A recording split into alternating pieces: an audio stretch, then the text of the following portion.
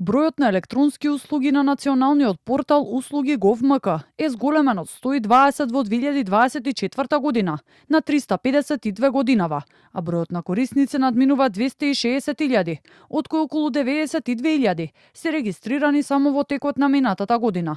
Но отчетот за двегодишното работење, министерот за дигитална трансформација Стефан Андоновски го извои развојот на порталот како еден од клучните приоритети, посочувајќи дека месечниот број на издадени електронски услуги е зголемен 10-кратно, односно од околу 1300 на повеќе од 13.000, додека вкупниот број на поднесени барања надминува 340.000. Потсети дека преку порталот без чекање на шалтери, граѓаните меѓу другото можат да добијат изводи од матичните книги на родени, венчани и умрени, уверение за државјанство, потврди за неосудуваност, како и да поднесат барања за лични документи, услуги од социјалната заштита, даночни и пензиски постапки.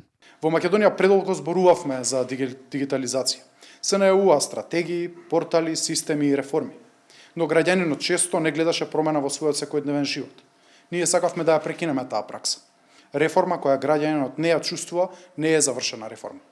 Дигитализација која не ја намалува бирократијата е само технички проект. Дигитализацијата има и темна страна, така наречена фишинг напади, вели Андоновски. Позачестените измами со лажни пораки поврзани со Safe City системот.